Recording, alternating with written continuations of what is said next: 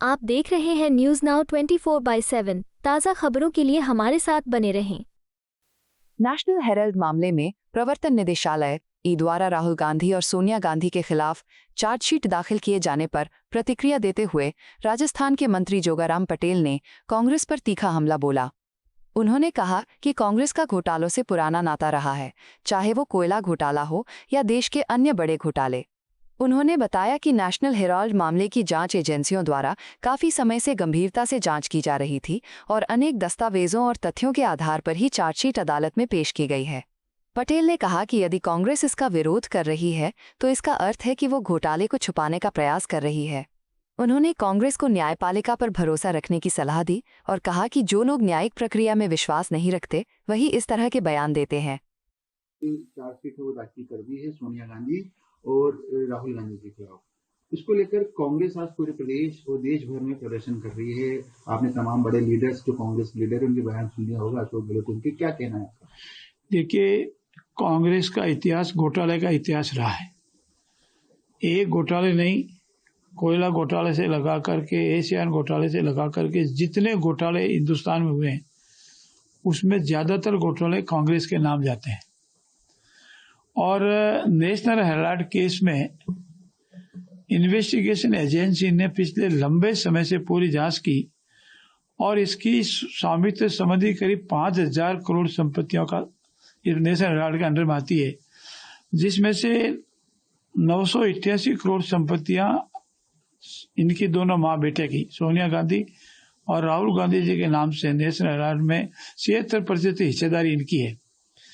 लंबे जांच के उपरांत, अनेक तथ्यों को रिकॉर्ड पर लेने के उपरांत, अनेक दस्तावेजों पर रिकॉर्ड लेने के उपरांत अगर ईडी न्यायालय में चालान प्रस्तुत करती है और इसका कांग्रेस विरोध करती है, बयानबाजी करती है, तो लगता है कि कांग्रेस घोटाले बचाने में लगी हुई है। घोटाले पहले किए और चूंकि उनके राज में घोटालों पर जांच होती नहीं थी और अब मोदी जी के राज में करप्शन पे जीरो टॉलरेंस की नीति है और उसके तहत जिन्होंने करप्शन किया है, घोटाले किए हैं, उन सब की जांच हो रही है। जांच के उपरांत चार्जशीट पेश हो रही है, तो उनको न्यायिक प्रणाली में विश्वास करना चाहिए। और जो न्यायिक प्रणाली में विश्वास नहीं करते हैं वो ऐसे बयानबाजी करते हैं, आंदोलन की चेतावनी देते हैं या अराजकता फैलाने की कोशिश करते हैं।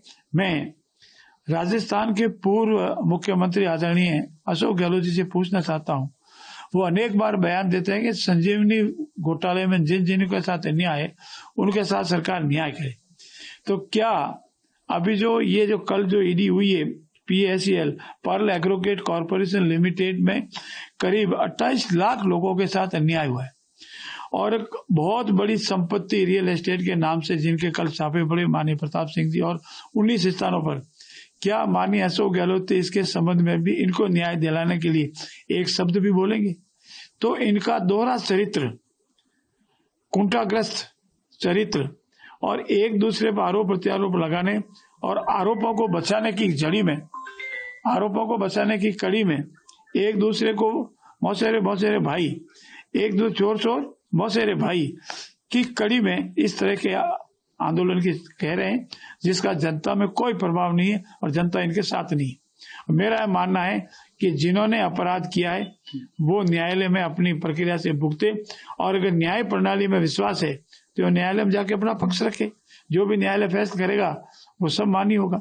आपको यह वीडियो पसंद आया हो तो इसे लाइक करें, हमारे चैनल को सब्सक्राइब करें।